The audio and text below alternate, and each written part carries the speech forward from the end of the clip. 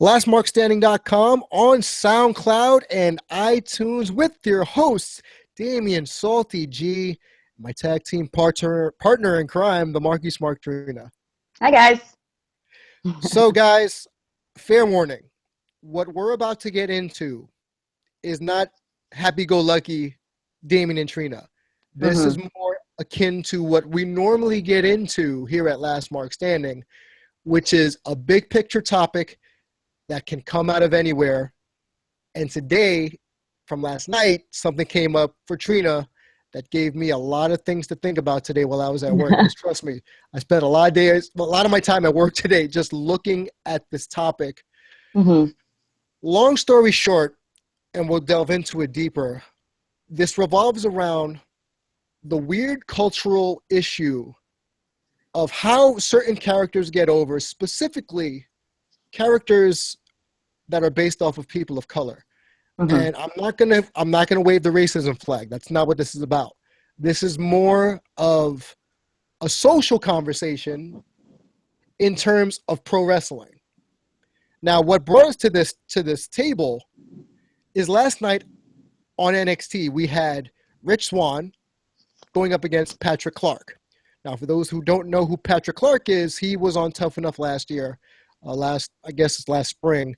And earlier this year, he appeared on NXT rocking some Apollo Creed-ish gimmick, where he pretty much was living in America, to quote James Brown. Very patriotic. Very patriotic.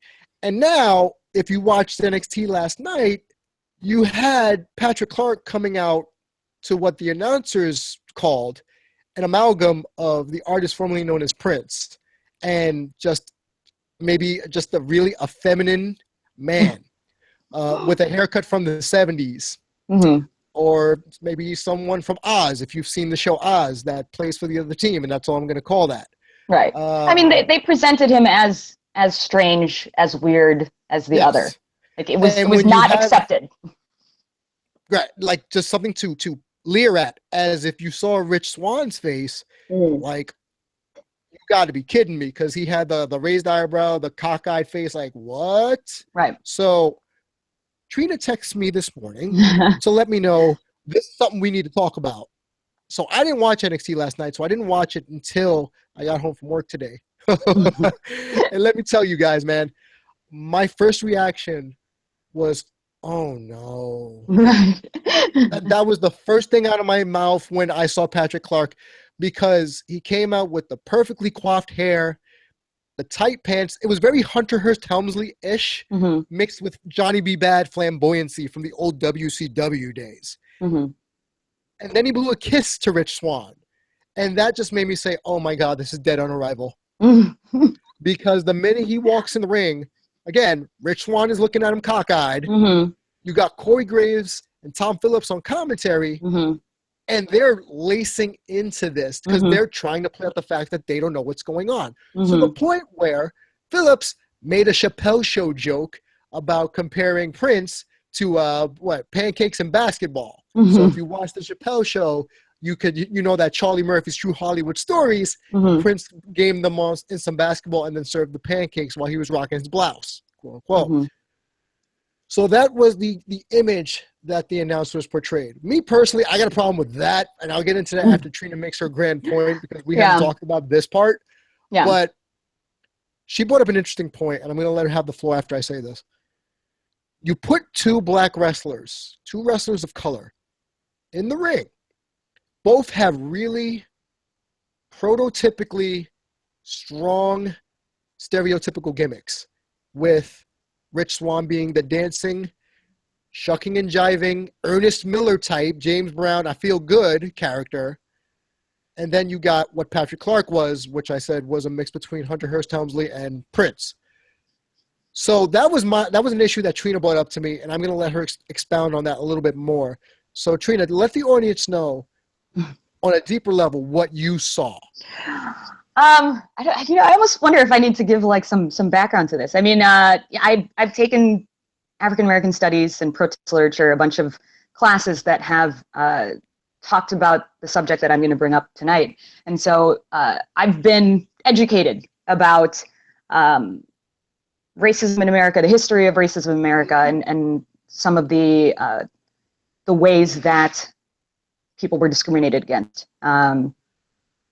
back in the day. So what I saw essentially when I turned on that match, and it was the first match of the night, it was almost immediate to me. I saw modern day minstrelsy, pretty much. I saw two minstrels in the ring, there for the audience's enjoyment, and beholden to the audience and their whims, pretty much. Because at this point, Rich Swann is a face. And he's just dancing and, being happy for everybody, and that's his thing. And then you have Patrick Clark, who has not been established as a face or a heel, coming out to this character, which I do feel like, they had many times where they could have saved the situation. To have him come out in that way, that's fine. And then have the commentary be like, oh, well, this is new, or this is different. It was all in the commentary to shape and frame what the situation was. And the second that Corey Graves and Tom Phillips started like being weirded out by this, and then Rich Swann was reacting in a really weird way in the ring, like this painted the picture of, we need to feel like Patrick Clark is different, is other, is not part of us, is doing something that's not status quo. And I think that was already my first problem, like that was my first problem with it. It's like, okay, you have this gimmick where he's ambiguously effeminate or ambiguously homosexual, who knows? They don't even explicitly say. And then, but right off the bat, they're already saying that he's weird and this is not normal, like, and Rich Swann is reacting poorly to it. So you're already saying whatever Patrick Clark is doing is unacceptable in. That's what you're saying with the commentary, with the way that Rich Swann's reacting. Rich Swann is reacting, and then like the crowd is taking that vibe and they're reacting negatively. So that was already my first red flag. Like, I was like, okay, like whatever he's trying to present, they're not painting it in a positive light. And I thought we were more progressive than that. You know what I mean? Like, we have way weirder stuff going on. I mean, if you want to call that stuff weird, we have like lots of stuff going on that's totally acceptable these days. And somebody that's like ambiguously effeminate, possibly gay, who knows, shouldn't be something that's like offensive to everyday, rational, intelligent people, and so I had a problem with that. And I did see a connection to Prince, and then they made the connection to Prince. So then I was offended there, because it's like, Prince just died, and you're trying to insinuate that Prince's gimmick was weird and like not normal. So you have all those things in play, aside from the fact that these two wrestlers are black. So already right off the bat, I'm like, this is super homophobic. Like, I didn't expect that from WWE or NXT in this day and age. Like, everyone likes to say 2016, but honestly, that's the thing. Like, there's Emmy award-winning shows about transgendered family men, Transparent on Amazon is really, really good. Amazon. It's so good. It's really, really good, but it's very, it's different. It's progressive. It paints a different picture of like the American family. But I can't reconcile having a show like that be awarded and praised, and then watch NXT and see, people that I respect, Corey Graves or like Tom Phillips, Corey Graves especially, because of what his, like his gimmick is. He's like more alternative. I didn't expect to see him judge a character like Patrick Clark. Like, you would think that a guy who has, and I'm already getting stereotypical here, but you'd think a guy who has tattoos on his neck would be totally fine seeing like a little bit more accepting of somebody like who's blowing kisses. Like, like blowing kisses are not forever, but the tattoo on your neck is forever. So it's like, I don't know. I'm using stereotypes too, but what I'm saying is, I was offended right away as somebody who accepts everybody, every gender, every like sexuality. It's, like I was like, this is not a good message. I always go back to my nephew, who's not even 1 year old at this point.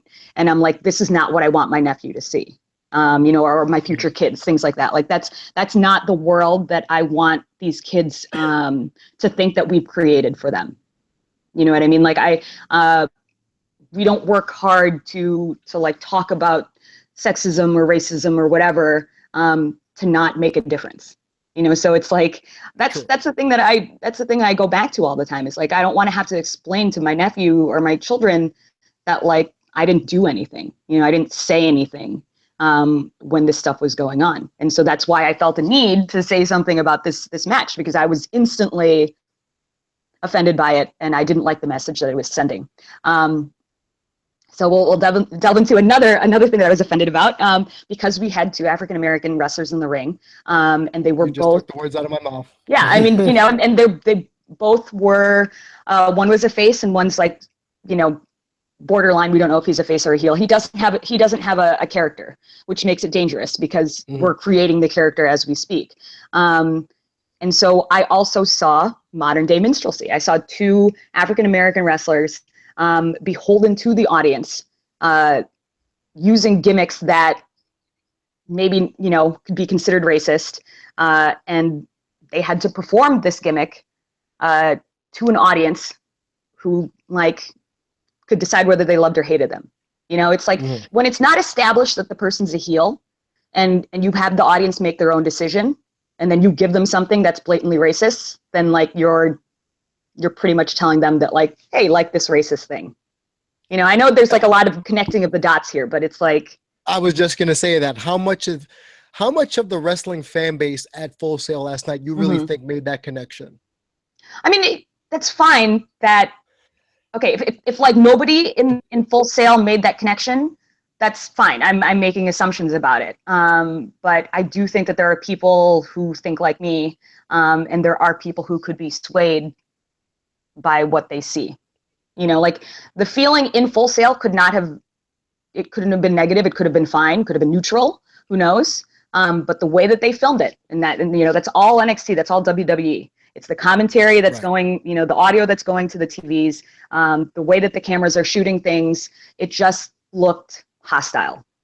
Like it didn't look like an accepting crowd. Like they didn't create an accepting atmosphere for Patrick Clark's ambiguous character.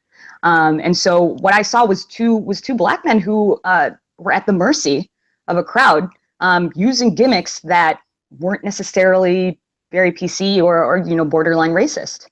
You know, specifically with obviously you can figure out like they made Patrick Clark like gay, other, like, you know, not like conformist, but the way that I saw Rich Swann was very like Uncle Tom, minstrel, because he's the performer, you know, like he's the subservient heterosexual. He's the shuck and jive guy. He's the subservient heterosexual male. Like when I texted you, and if you saw my like tweet before this, he was the good slave. You know, like he's the one that listens to what you say. He's the one who does like what he's supposed to do. He just dances and smiles, and that's all he's supposed to do, and that's what he does. And that's what I saw. So I saw like an Uncle Tom, a minstrel on one side, and then you have another man coming in on the other side, also an African American man, who is doing things that are against the norm. So you automatically paint him as the like rebellious, possibly gay, you know, troublesome slave that like we don't know like what he's gonna do. Like he, you know, he could escape, he could do whatever, you know, like it's that's the thing about slavery and racism, is that it's marked by people not knowing about each other, if that makes sense. You know what I mean? And so it's like, yeah, because we're not as accepting as a people, especially in our current climate. Yeah. I'm hearing you talk about it, and I'm thinking, wow, this was a risky gimmick for them to try, given our current country's state of being. Oh, totally. I mean, that's the thing. It's just like, you know, it's like when you do like an us versus them thing, which obviously, you know, WWE has done that forever. It's just, I feel like it's been more subtle, or I don't know. I even tweeted this morning that I was like, how is it possible that I was raised on the WWE for 25 years, sexist, homophobic, jingoistic, you know, nationalistic WWE, and now I'm talking to you guys about like modern day minstrelsy. So it's like, I don't know how that worked, but it's possible. It's possible to watch a product like this and grow up on a product like this and still come up with your own opinions about stuff and have ideals that are more progressive than what you grew up with. Agreed. And not everyone's going to agree with us or agree with you or your viewpoint. And I want those people to chime in. You could tweet the show at the Last Mark Podcast, tweet Trina at the Marquise Mark, myself at Dare to be Damian, lastmarkstanding.com. Let us know what you think. Are we reaching? Is this something that, in your opinion, that you've noticed, especially given the history of the way characters of color are treated in the WWE, for example? I'll take another stage. The New Day, you said before, they came in as heels. But now that they've turned face, a lot of people are saying they're fitting that same Rich Swann style where Kofi's twerking. They're snapping on Kevin Owens and then doing the fallback like on World Star. You had Xavier Woods screaming World Star a couple weeks back on Raw. That's the worst. So are they perpetuating that stereotype? So the New Day's gone full circle. When they first came out, everyone thought they were going to be Nation of Domination Part 2. Then they come out preaching about the power of positivity, and it's a very preacheristic church, they had the choir and everything mentality. But then they switched it up and became heels, but being like the douchey heels who are overly positive, like Bo Dallas, but almost by any means necessary. So they're blending of the two. So then they go forward, and I'm sorry, let me finish this point. Then they go face, and instead of being, by hook or by crook, which is like Eddie Guerrero, Lie, Cheat, Steal, that's another one I'll get into. Oh gosh. we got a whole litany of stuff like this. Oh, of course, yeah. But now that the New Day's turned face, I remember specifically at Extreme Rules when Big E had the two garden hose, and they've been getting away with a lot more risque conversation before Enzo started doing it. We're gonna plant two hoses in the ground. About I played your girl all night long and she blew on me, and it's like, so that's where we're going with this. Yeah. And now we're gonna perpetuate the cutting on people stereotype. We have people of color cutting on people, and then the fallback, like the memes. It's like, oh no, this isn't going well. So it's the New Days ran the circle, of like prototypical people of color gimmicks that the WWE has bestowed upon people. All I need now is for Big E to drop a rap album with our truth, and then we've hit the cycle. What do you think about that? Okay. It doesn't really matter, actually, what I think about that. What do you feel? Well, because the thing is, like, people can do what they want, and it's like if regardless of whether you or I or anybody else feels that they're perpetuating a stereotype, if at the end of the day they're fine with what they're doing, then we can't really say anything. You know what I mean? And so it's I'm not talking about the New Day's reaction. I'm talking about, is this their call? Is this them taking in the landscape and saying, all right, let's go with this? Like, how much of this comes from creative? And how much of this is the performer's own input? I think at this point they do have input. At this point you have to hold them at least partially responsible for their material, because they've made it this far with this gimmick that I don't believe that it's like 100% manufactured. I think they're improvising, they're ad-libbing and things like that. And that's the difference that I see between New Day and somebody like Rich Swann or Patrick Clark, because they're new. Like, they're still trying to establish their characters.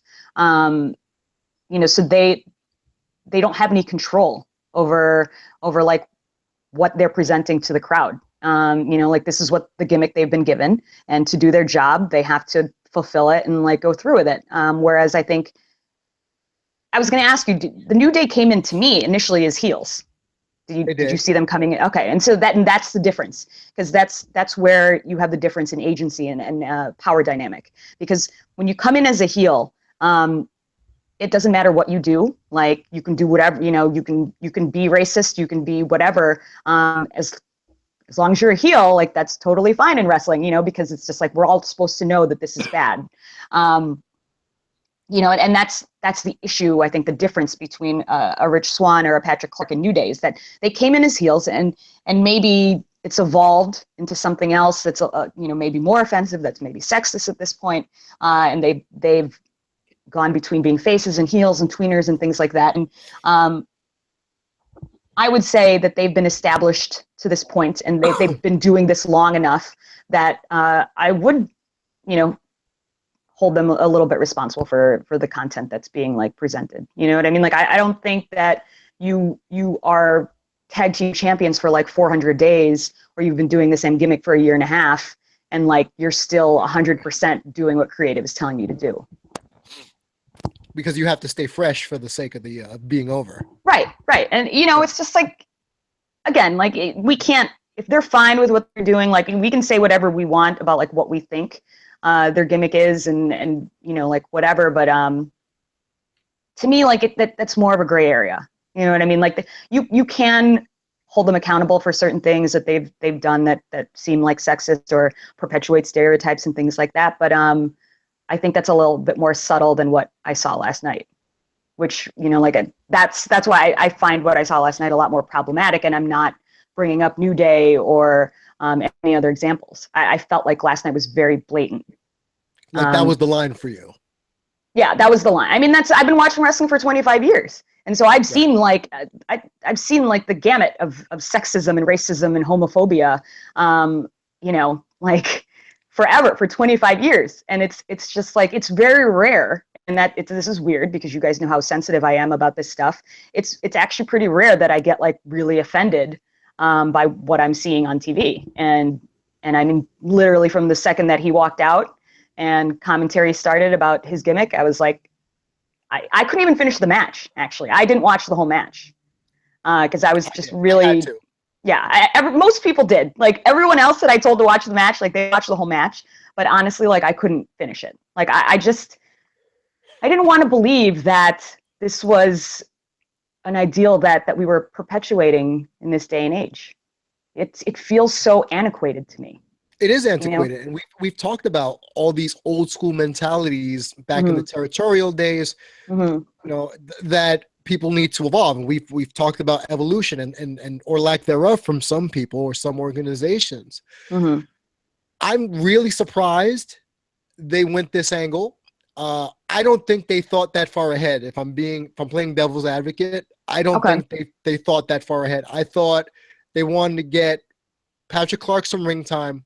They wanted to get Rich Swann feeling, getting the crowd up, because who knows in the taping what point he went on. Maybe he was the curtain jerker at the tapings, and that's what got the crowd all pumped up.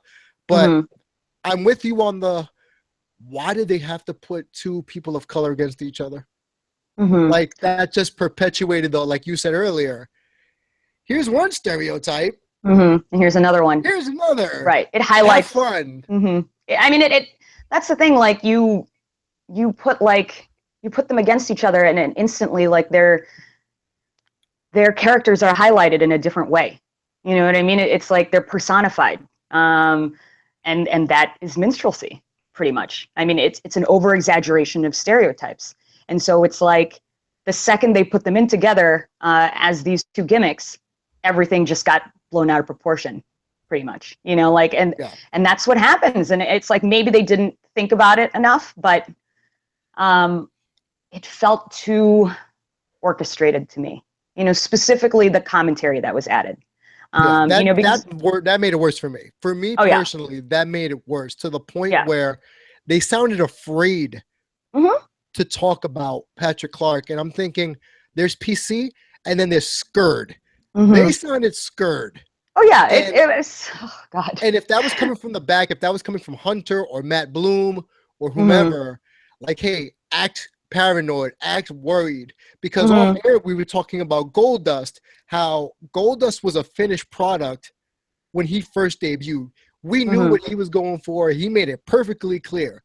Patrick Clark had no vignettes, no promos. Yep. And again, 2 weeks prior, he came out looking like Apollo Creed. So forgive me for not being, on board with this, WWE, because you hit me out of left field with this. And again, even if you didn't tell me about this match, I would have said out loud, "Oh no," because that's the first thing I said, and I thought, because I'm a reactionary guy. I didn't even take the 5 seconds to think about it. I just said, "This is Dead on Arrival." Because there's some gimmicks that will work at NXT and doesn't work on the big stage, a la Adam Rose. But this is, unless, again, they're going to keep switching Patrick Clark's gimmick and give him, gimmick, what's the word?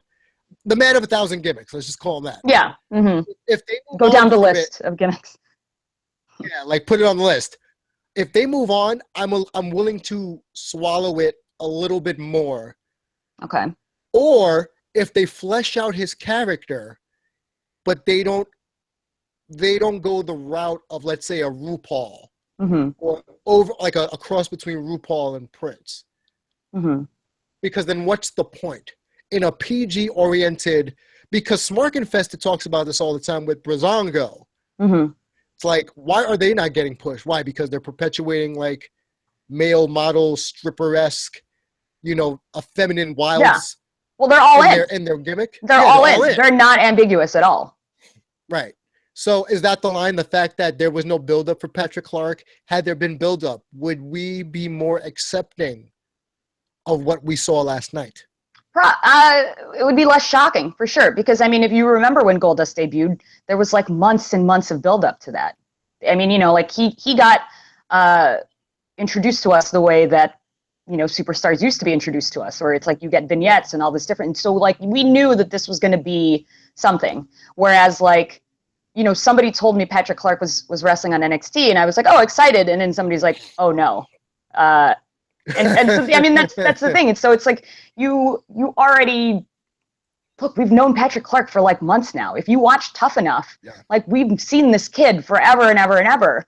And it's such, he's got skill. Right. He's really talented. He's technically very, very good. But there was just there was no indication to us that they were going to present a gimmick like this, first of all. And that's already difficult when you've seen a character, he's established his character for months, before he even got to NXT. I already had an idea of what he was like because he was on a reality show filming his life 24 hours a day. So it's that's already mistake number one. You're taking an established person or character that the crowd already knows and suddenly dumping this gimmick that's come out of nowhere. That's already strike one, because everybody's whoa, what's going on? But then strike two comes immediately when you paint the picture as being he's a weirdo, he's not normal, we're scared, we don't know what we're looking at. You know what I mean? Because at that instance, you have the chance to normalize everything. You know what I mean? This, for as racist and homophobic as this match was to me, there was as much of a chance for them to be progressive and accepting. They had exactly the same amount of they had a chance to make it a good situation and not the horrible homophobic racist situation they did. Because if you bring Patrick Clark out there and everybody's oh, this is awesome, he just goes to the beat of his own drum, or he just likes to, dress like this or what, you act like it's totally fine, then everyone else will act like it's totally fine. And that's, to me, that's the way the world is now. If somebody's out in really tight pants or whatever, whatever stereotype, these things are not shocking anymore. And I don't like that people are perpetuating that they are. Because there are children watching, you know what I mean? So it's again, I go back to my nephew, and it's if I react negatively to two men kissing on TV, and my nephew's going to be well, that's obviously not normal. But if I'm just this is how people are, people love each other, it doesn't matter if it's a man or a woman, whatever, you normalize it, you frame it in a way that this is how we accept things, then you can turn it into an empowering situation. For as racist or homophobic as anything is, it's a learning, it's a chance to teach somebody, the right way to react. And okay, I want to bring this up really quick. Wait, so let me ask you this about your nephew. If he was old enough to understand what he was watching, how would you have spun this? I was like, look, I You watched it right, together. right, and like, I've thought about this, you know, and it's like I have a lot of beliefs, and that like aren't necessarily centrist.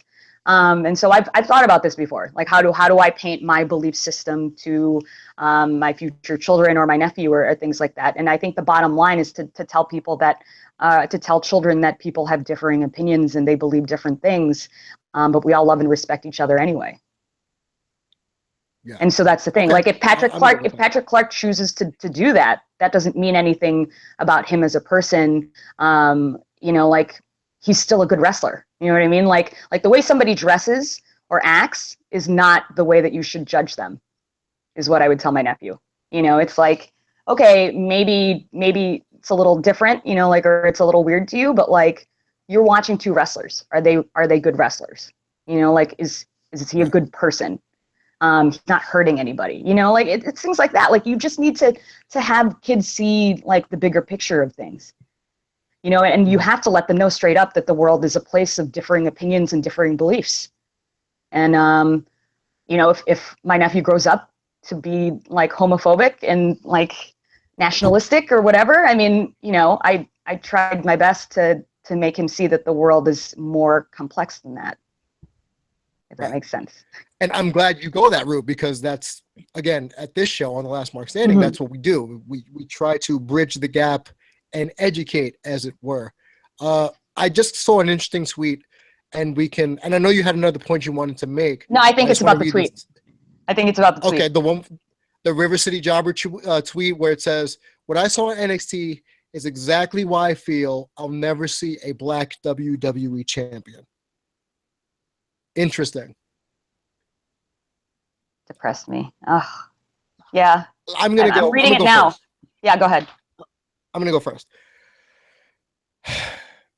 I fear that WWE, because they are a corporate entity and not a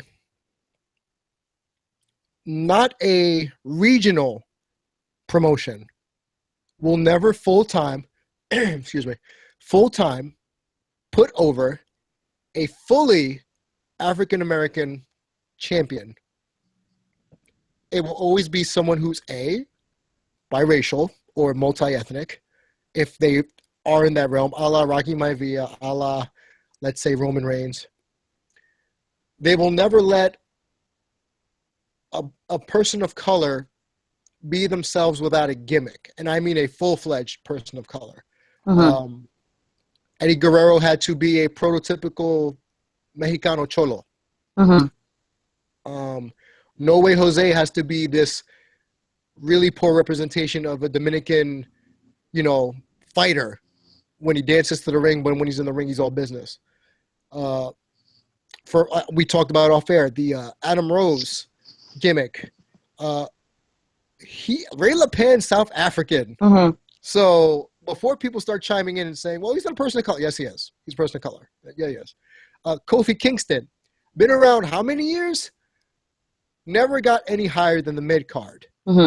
Ron Simmons came in as Farouk. They ruined him on the spot by putting that damn Nerf helmet on his head, and they made him a gladiator, but a doofy-looking gladiator that came to Sonny's rescue because he had to rescue the white woman in danger. Ahmed Johnson couldn't formulate the sentence, was sloppy in the ring, got as high as the Intercontinental Championship. Right, and I think he was introduced with Shawn Michaels too, so it's like he was never introduced on his own. Right, he was given a rub because he was the partner of Shawn Michaels at that at Survivor Series. So I'm looking at all the history, and I'm thinking, again, Saba Simba, which was Tony Atlas because he had to be an African war chief or something of that nature.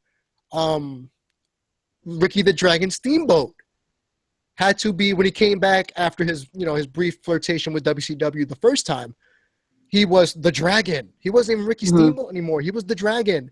What did he do? He breathed fire because he wasn't even Japanese. He's Hawaiian. Right. Like, are you serious? Yeah, I mean, the bottom line is that people of color are always featured as they have a gimmick, and so hence they are the other. You know what I mean? They're never portrayed as like your next door neighbor. Right. And it bothers me. And And now that we're talking about it, this is why, and again, I hate to kill the audience here on Last Mark Standing when I say I'm more drawn to the indies because you're more apt to get an indie champion who is a person of color, especially depending on where the locale is based out of, rather than the corporate machine that is the WWE. Because look at it right now. TJ Perkins. Who they're pushing harder than TJ Perkins right now when the Cruiserweights debuted? Brian Kendrick. Not a person of color, no. It's everywhere. Yeah. No, it's all over. Right. And I think Andrew Zarian would say this, well, it's a carny show. And that's what it all, and I get it. It all comes down to that. It's like everything is heightened, everything is personified, everything is exaggerated because it's a carny show. And that's why you're never going to have a champion who is like your next door neighbor and happens to be black. He's going to be like a black something gimmick. Oh, that just brings up the El Matador, Tito Santana. Yeah. Back in the day. Yeah. And then you had Los Matadores. They failed once with a single wrestler, and then they're going to put the Colons as Mexican bullfighters, even though they're Puerto Rican. But they're Mexican bullfighters. Yeah. Prime example, Los Boricuas. Right. Back in the day. Puerto Rican gangsters, because this was West Side Story. Right. You know, and they siphoned off all the people, the ethnicities, into gangs. Right. Right. I can't. Well, and that's what I'm saying. It's like for every situation that you create that's like possibly homophobic or racist or sexist, you have the same chance to turn that into something positive. You know what I mean? Because it's like, you know, if you're going to present something as other, but then be accepting of it, then you're preaching a message of acceptance and inclusiveness. And it's like, okay, so this person is this, but we're totally fine with that, you know, because like people are different and that's the way the world is. You know what I mean? Like for every chance that you can single people out, you can also be inclusive about it and be like, yeah, people are different, but we're all just going to like live together and respect each other as human beings, you know? So it's like, that's what it comes down to. For me, you know, is that like, they have a lot of chances to evolve the Carney show, but they don't. They just keep falling back on the old tropes of like everything's personified, everything's a stereotype. You know, because you could use that power for good. I know that sounds really dumb, but like you could use that power to show people you could go in the complete opposite direction, you know, and then like this is going to be dating me. And I know that hopefully you'll know this, but you could be like a United Colors of Benetton commercial, you know, like.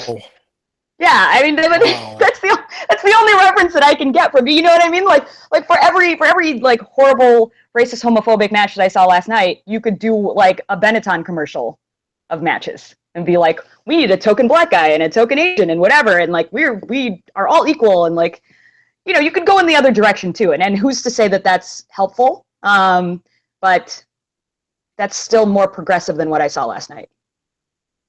And I think that's what it is. It's all about progression, and I'm hearing you talk, and I agree with you on this topic. But I'm thinking about the machine known as WWE Inc. Or Titan Sports, whatever they call themselves. Normalcy and acceptance doesn't sell. Separatism, clicks. Yeah. Because there always has to be one against the other, right? Yeah.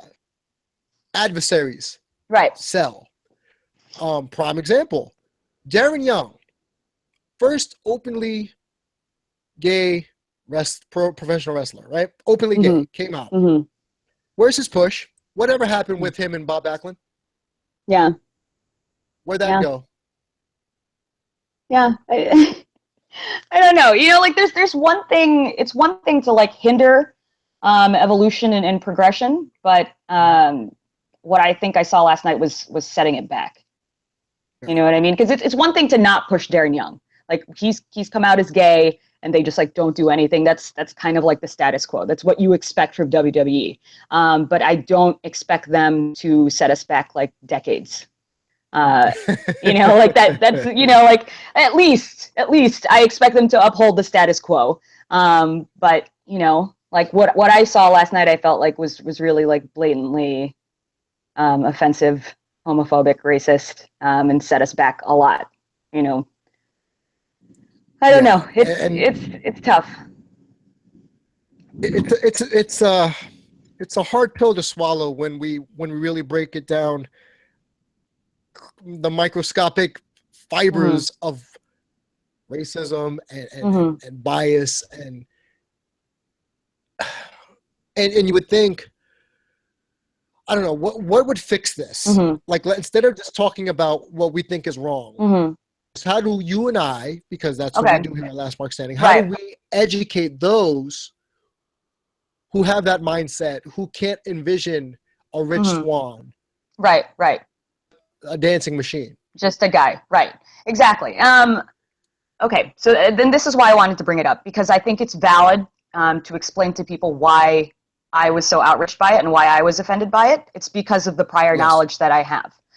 Because I have studied African American history. I have studied minstrelsy. I've watched Birth of a Nation, the original, the 1913 film that was super racist academically. I've done like papers on it and things like that, and Mm-hmm. and so this is why I am sensitive to it, because I've studied it. I've seen the way that generations have evolved with subversive racism and sexism and things like this. Because the worst is when people don't really know that it's going on. You know, like the worst is that nobody sees anything wrong with last night.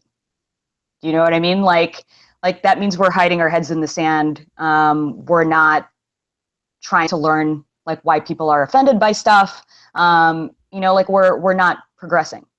You know, so it's like it's important for me to put it out there that this is offensive because you know, like if it makes you go and read about African American history, there, I mean, there's a new museum that just opened in Washington, or just Google what minstrelsy is, then like I've done my Mm-hmm. job. You know what I mean? Like we're not always going to be coming from the same point of knowledge, but we should be empathetic as to why people feel the way that they do.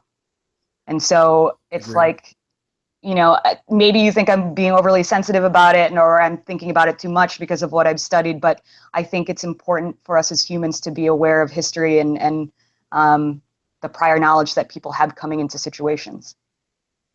So it's True. like you can't just like assume like right away that like nobody sees that. You know, like you should be cognizant that some people are going to see it, and know how to explain it to children. You know what I mean? It's like, this is why this is offensive to some people, and then the children can make the decision from there as to how they want to live and act and, like, you know, live their lives. Right.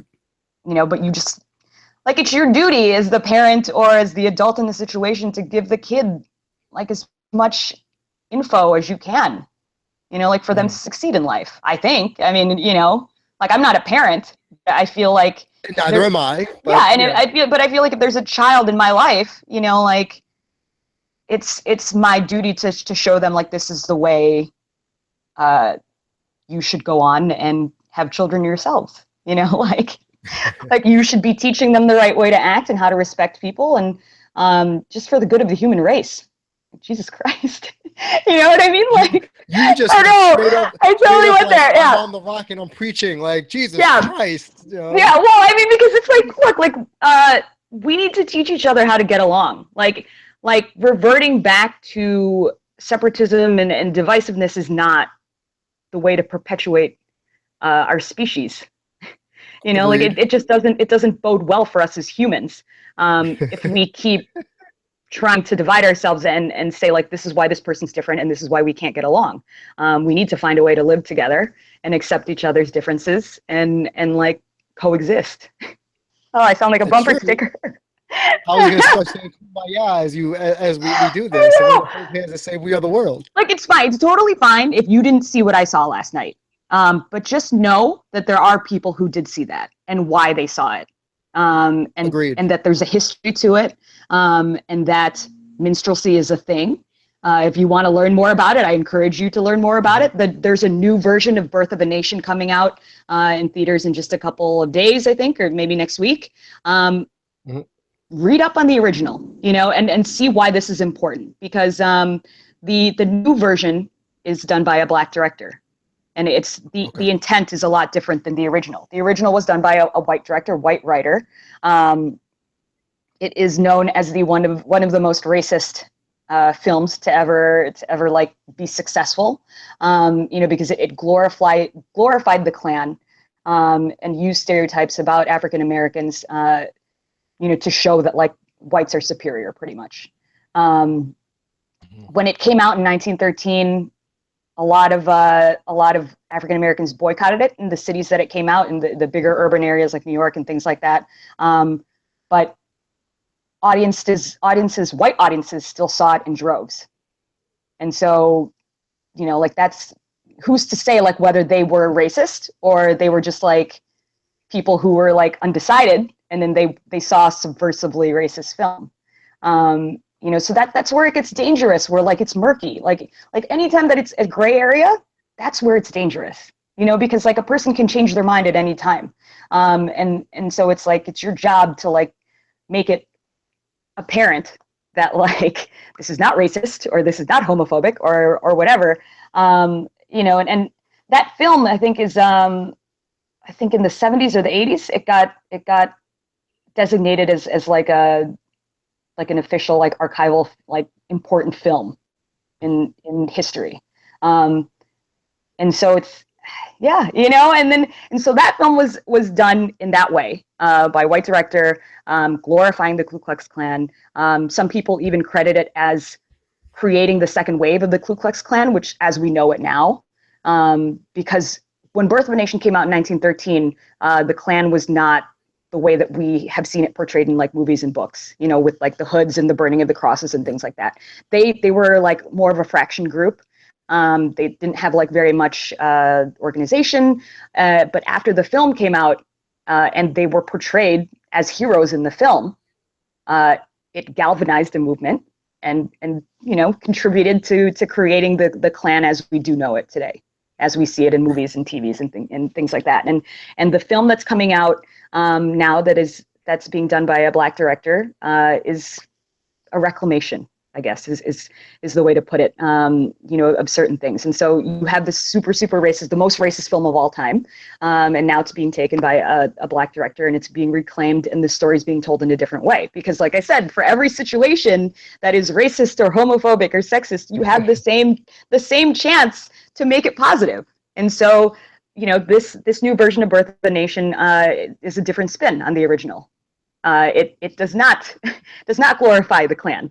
And so, these are the things, like, I think you need to realize that some people have prior knowledge of things. They've gone through things in their life. Like, even if they didn't study African American literature, like maybe they've gone through discrimination because of the way that they dress or, like what their sexuality is.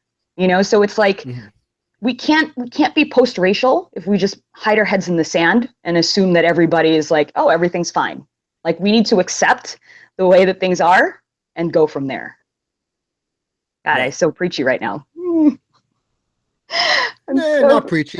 You're educating. Yeah. You're explaining stuff that I didn't even know. So you know what?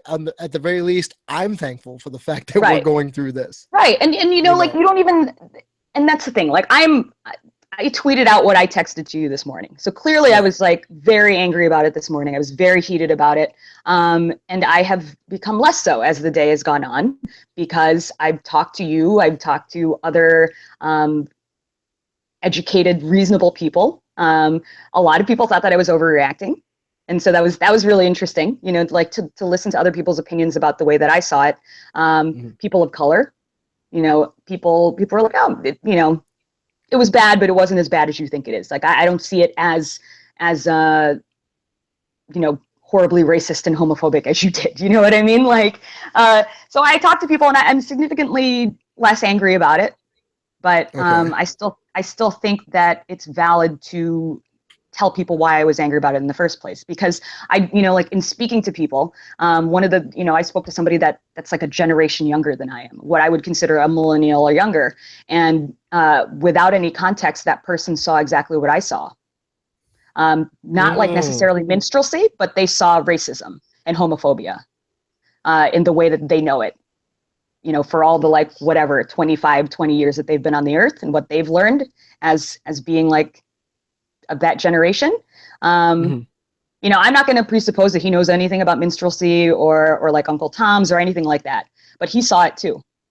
And so to me, like it's worthwhile to bring up, because like even if you didn't see it, you need to know why it was offensive to other people. Which makes sense. I mean, I'm with you on this.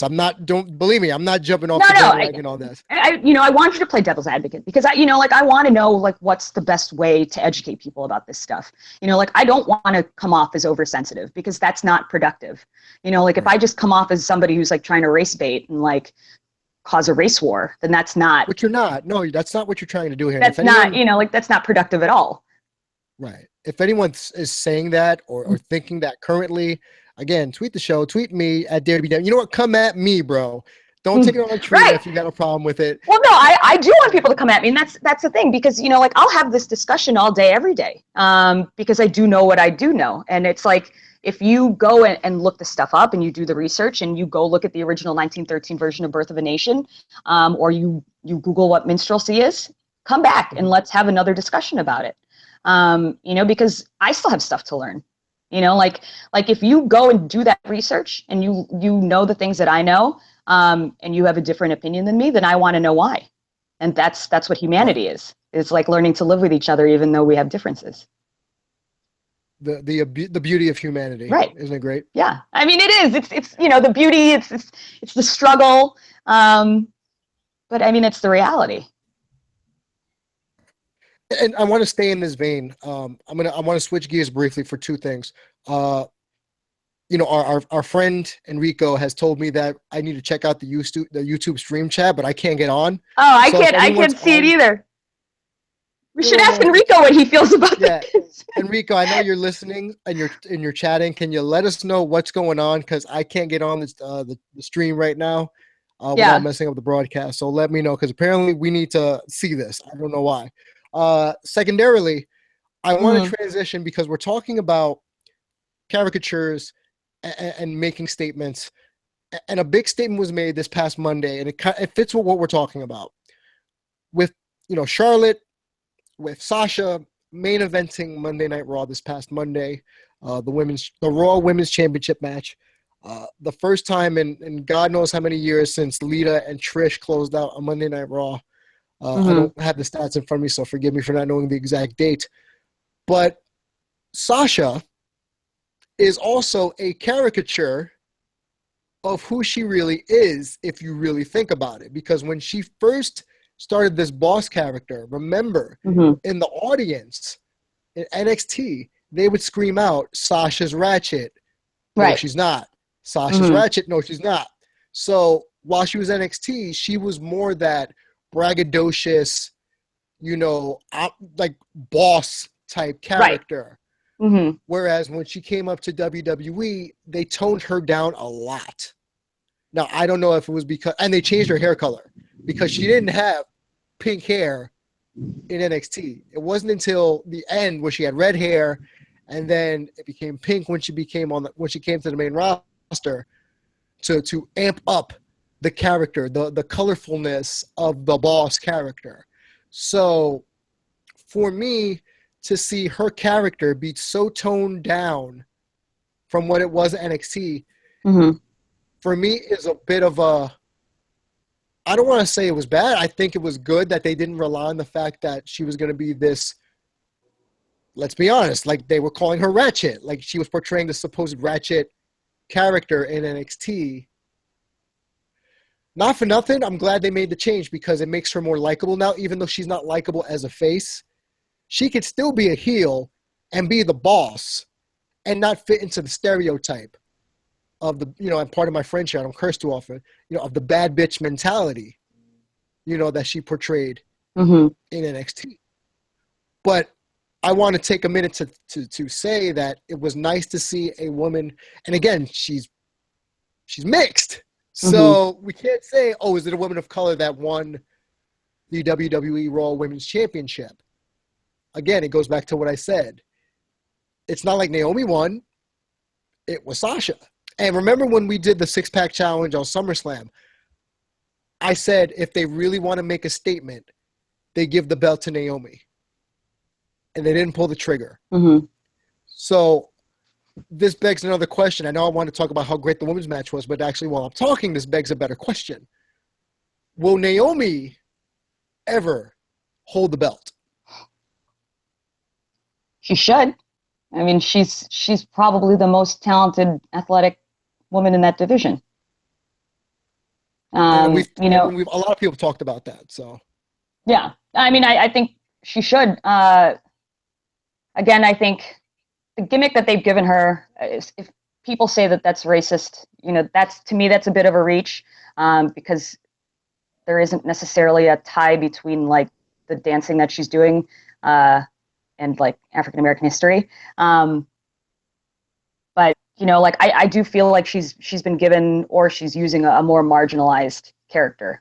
I see her gimmick more of like as like a club kid, like someone who goes to music festivals or whatever. Entertainer. Right, exactly. Like not to be taken seriously, essentially. You know, like whatever you view her as, you're not supposed to take her seriously. She's not Stone Cold Steve Austin or like Triple H. You know what I mean? Like either way, whatever her gimmick is, she's trivialized, which is problematic.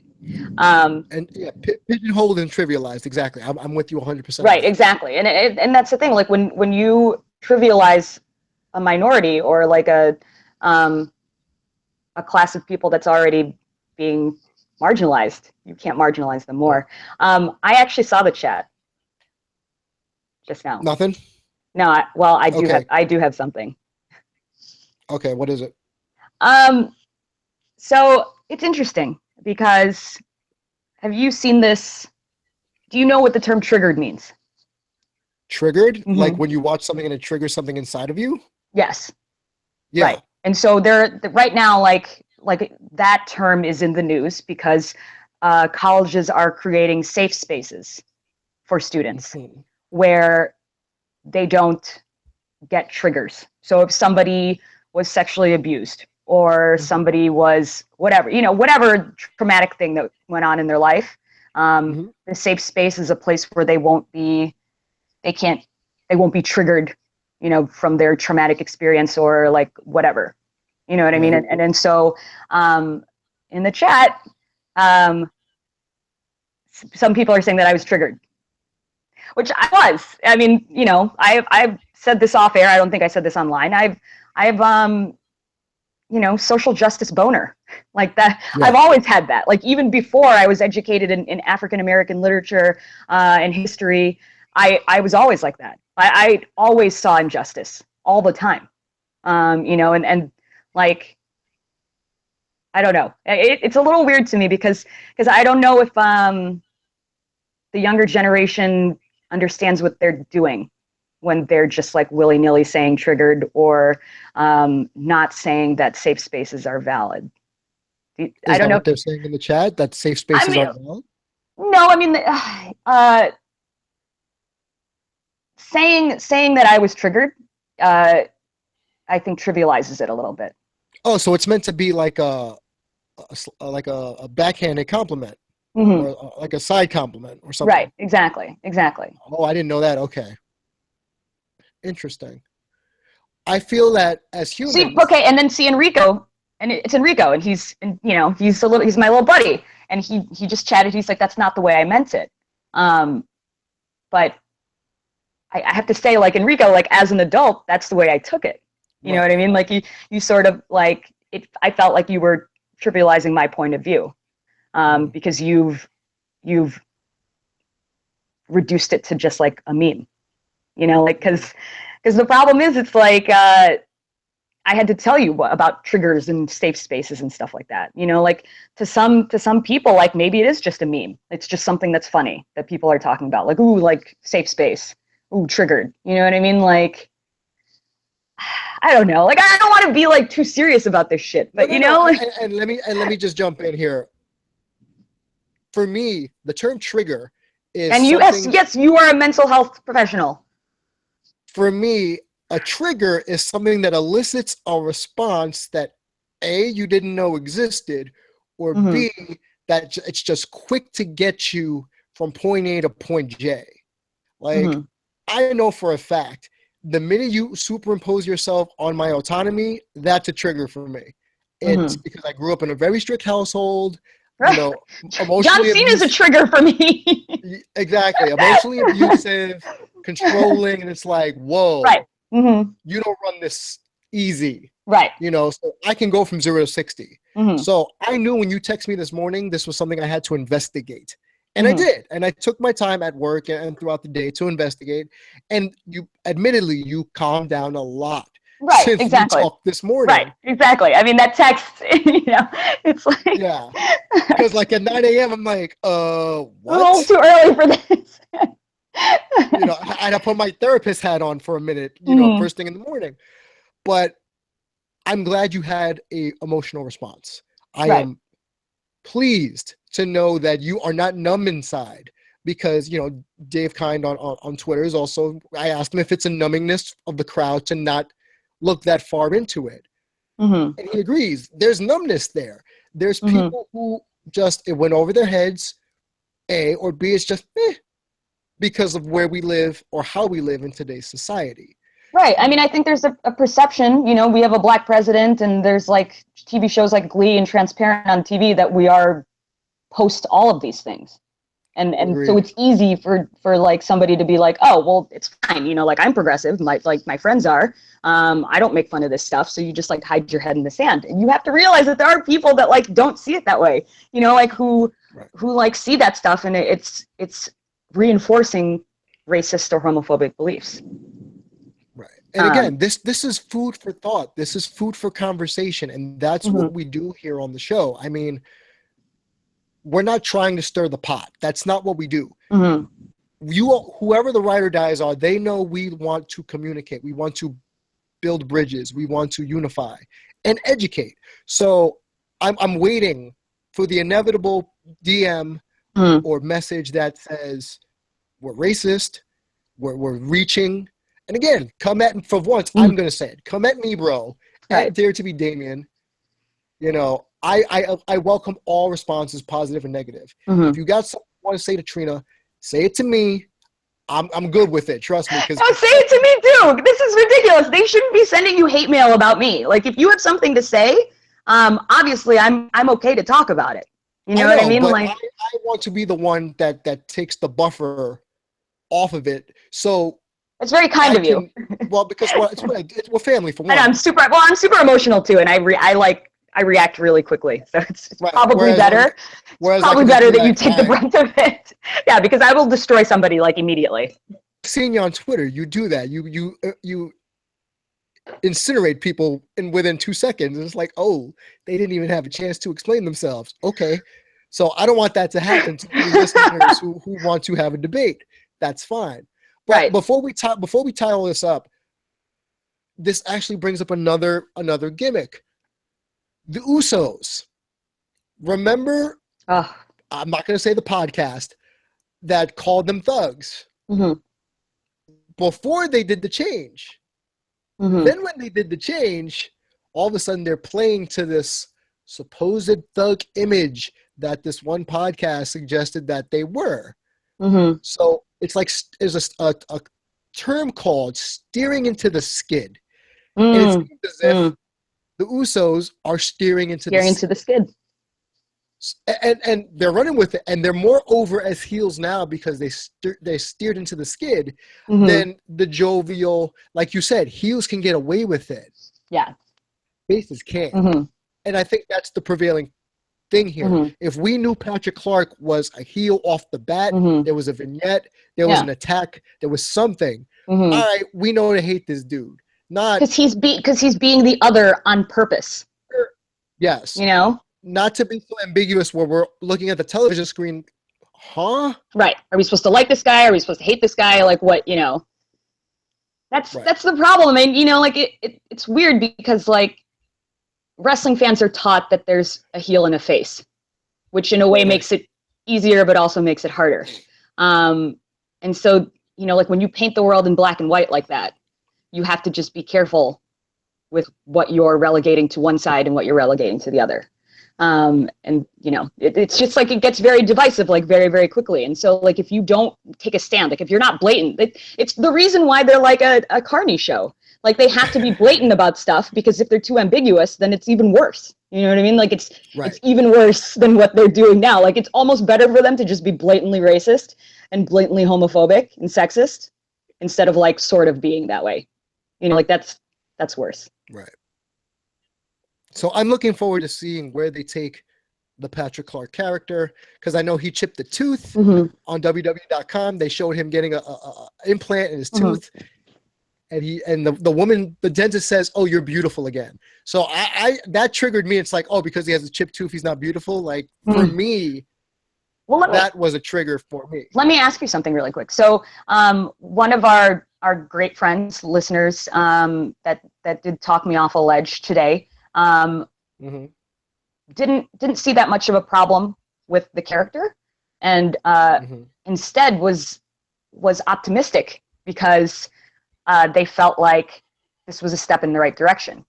They were like, oh, well, this is different for WWE to debut a character like this. Like this person even suggested that Patrick Clark just go full on and like do the full drag thing and like do like really contoured makeup, like what you see on like RuPaul's Drag Race, like just own it like full on. And I told that person, I was like, you are a much better optimistic person than I am. Because I'm already presupposing that this crowd doesn't get what Patrick Clark is. Why would you assume that if he went 100% with the gimmick that they'd be more accepting? But that is a point of view to consider. That is the point of view to consider, that sometimes like when you make it blatantly obvious like that, then people know like which way they're supposed to go. So it's like if he came out as like RuPaul, you're like, okay, I know what this is. Because it's when people don't know and when they're ignorant about stuff that they're scared of it. It's like not knowing whether he's gay or not knowing whether he cross-dresses or not, that we're supposed to be like all weirded out about. It's not the fact that he is, it's the fact that we don't know. Right. It was surprising, and it was a shock to the system with no premeditation. So it's it's jarring for some people who aren't prepared for it. Again, your reaction was different from mine, whereas I thought of the big picture gimmick part of it. Sorry, had you not told me earlier in the day, I honestly would have said, "Oh my God, this is horrible." Right.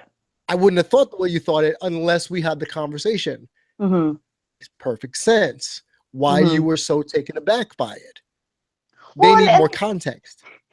This is really going to get into like murky waters, but this is at the heart of the argument of Black Lives Matter versus All Lives Matter. Because people who are on the side of Black Lives Matter are coming to the situation with different context and different education, different experiences, different, they've been discriminated against. And so it's not that they don't care about other people. It's that they've been going through things that you have not been going through. And so by saying all lives matter, you trivialize their experience and what they've experienced as a race. And so again, like it's this like feeling that like, oh, we're so post-racial that like, stop pointing things out, you're just making it worse. It's like, no, we need to point things out and then like be okay with it. You know what I mean? Like we need to learn to live with it.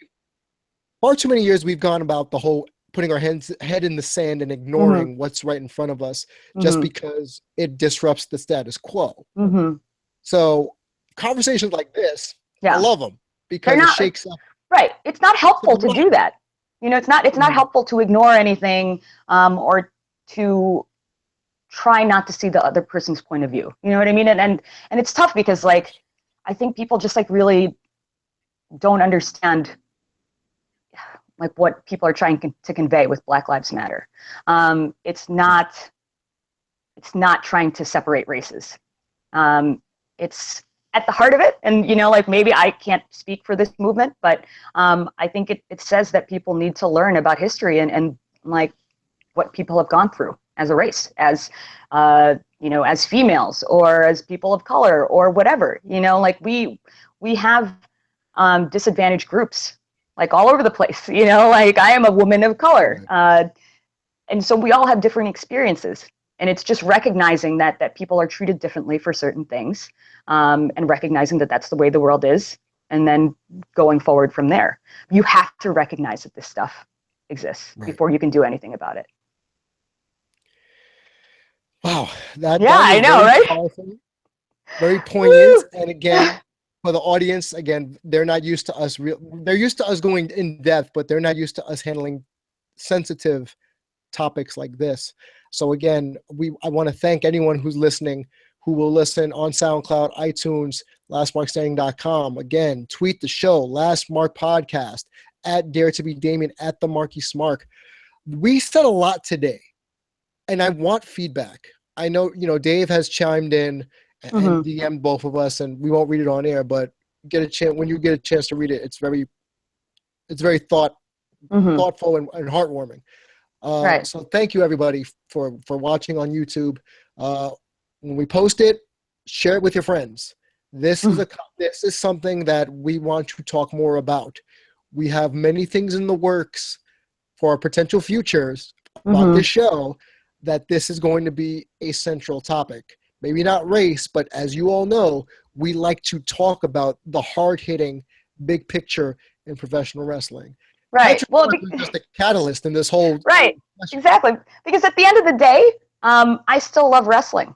Of course. And that's what I'm trying to explore in doing this podcast, is that, like, answering that question of how did I grow up with 25 years of WWE, being totally racist, homophobic, sexist, jingoistic, and yet I came out like this, and still I love wrestling and I still watch it, because that's the thing. I was talking about somebody today. They don't watch the product because of these problems, because they feel like it's a product that won't evolve and has not evolved with culture. They feel like McMahon is still at the head of everything, and that he has not evolved with the way that culture's evolved. And so people feel like they're watching a passé product, like something that's the product of a different way of thinking another time. But yet you and I are still here. And so that's what I want to explore, is like, how do I reconcile being this person who has a social justice boner all the time, but yet like loves watching WWE, like Raw, SmackDown.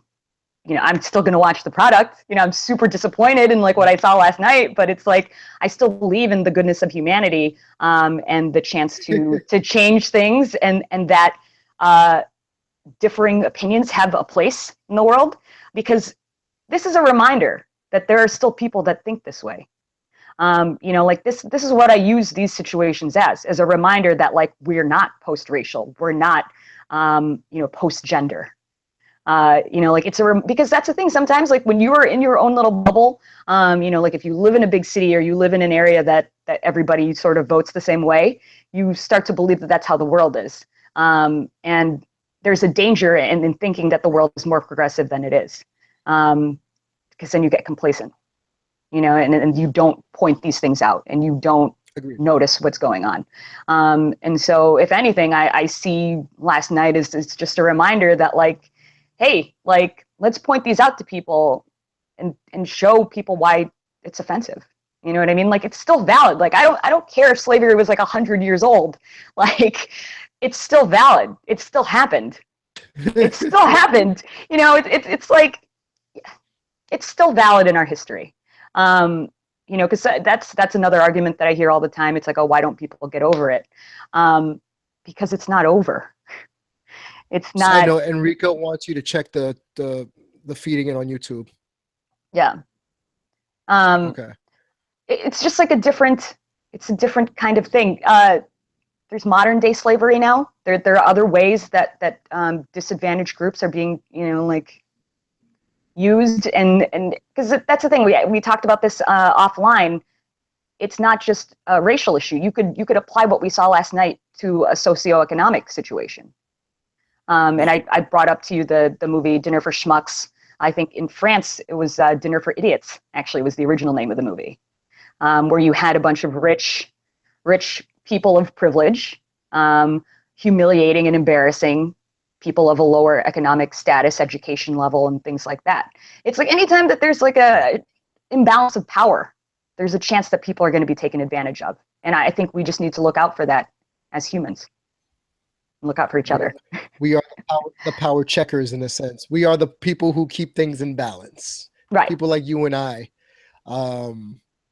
We're the bridges, like I like to call us. Right, that's what I'm saying. Bridge. Like, if you disagree with me, I want to talk about it. You know, like, I'm not done learning. You know, like, I could change. We're allowed as humans to evolve in our ways of thinking. So if, like, you were raised in a racist household, and now, like, you grew up to be, like, the most progressive, forward-thinking person, you're allowed to do that. You know, like, it's fine to, like, be educated about things and change your opinion about stuff. You know, there's always time. There's always time to change your opinion and you know, like, learn about the way that the world is. Exactly. And believe me, it's one of those things where I can attest to that. I grew up in a traditional Puerto Rican home where, and I'm going to say this and forgive my parents if they ever listen to the show. They can be a little racist. And it's one of those generational racists where they don't think they're being racist, and you have to check them and say, yeah, you can't say things like that anymore. My parents are like that too. I mean, you know. And it's like, no, that's not kosher anymore. You don't say things like that. Like, stop that. And my dad's like, what? I'm like, no, Daddy, you can't say things like that. Right, and they don't understand. I could explain, like, all sorts of history to them, but it doesn't matter because my mom's been through whatever she's been through, and she doesn't give a shit whether that term is, like, racist or not. You know what I mean? So. Right, exactly. But that's another thing that you have to understand. Like, we have to understand that our parents lived through what they lived through, and we're not going to change their minds by telling them academic facts or whatever. You know what I mean? Like, it's all learning to live together, even though we have differences. You know, like loving our parents, even though, like, they might say some, like, borderline racist shit every once in a while, and knowing that they're good people, you know, regardless of whatever experiences they had growing up. Exactly. Can we switch gears because I know we gotta get out of here soon? I want to plug some stuff. Is that okay? Yes, plug away. Okay, so this weekend, yours truly, Damian Salty G, will be appearing at Comic-Con tomorrow, and Saturday and Sunday. Yay! So if you see me, please say hi. New York City Comic-Con at the Jacob Javits Center. I will be there in full costume tomorrow and Saturday. I'm not going to tell you what I'm wearing. Yay! Because you have to find me. This is even better. But it's like, where's Waldo? Exactly. So it's like, where's Salty? So if you're going to New York City Comic-Con tomorrow as well as Saturday, try to find me. And if you see me, just say, hey, Salty, or, you know, just say, hey, Damian G, and I'll turn around. Don't sneak up behind me. Go up to people in costume and go, Damian, is that you, Damian? Salty? Are you salty? Like, just freak people out. Don't tap me on the shoulder, because then I'll turn around and clock you. I don't do surprises well as been documented on the show. But yeah, I will be there. I'm going to be stopping by various panels, positive body image, you know, things that appeal to my mindset. And I love going to those types of in-depth discussion panels. I will geek out about the artwork.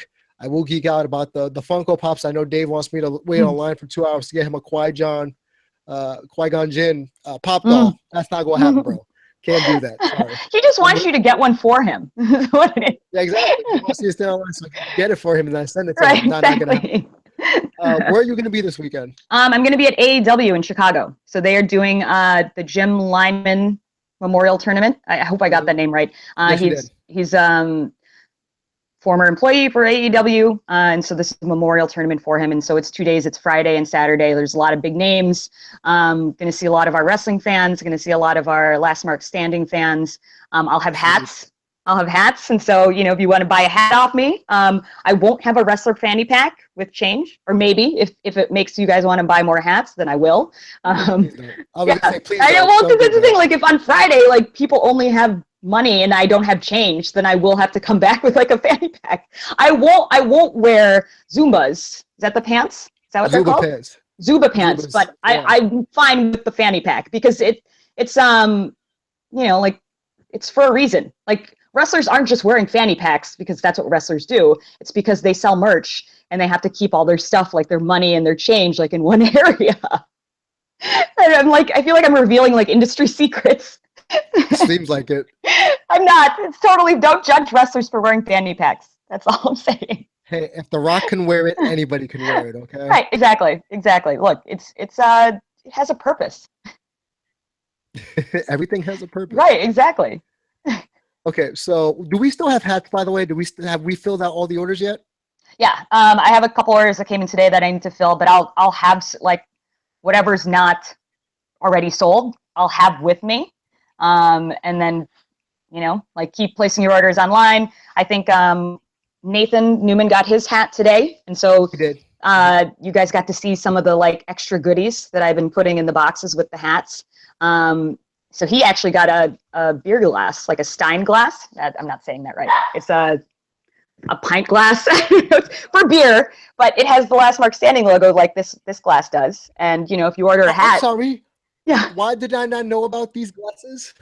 Because these were extra incentives that I was going to give people for ordering hats. And so this is all my grand marketing scheme that I never tell you about, that I just go ahead and do. Partner. Yeah, I just go ahead and do and then hope it works.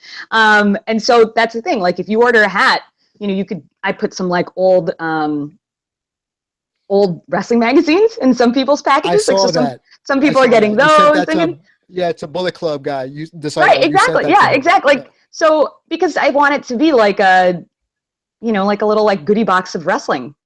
Like you support us, we're wrestling fans, so it's like I would think that you'd want these too, like just little other like goodie bag of wrestling stuff. But you can also, you can also, if you order a hat, there's a chance you can get this wine glass with the Last Mark Standing as well. Other stuff, and what? I'm going to Japan in a couple weeks. I'm going to the New Japan store. So if people order any hats after that trip, it's very likely your shipment will have some New Japan stuff in it. Correct me if I'm wrong, but you said you'd be willing to do Patreon only of your Japanese adventures. Well, that's the thing, because obviously I cover wrestling, and this is what our podcast is about bigger issues in wrestling and things like that. But I do travel a lot. I've been to over 25 countries, and so I'll be hitting, I think, four different countries on this trip.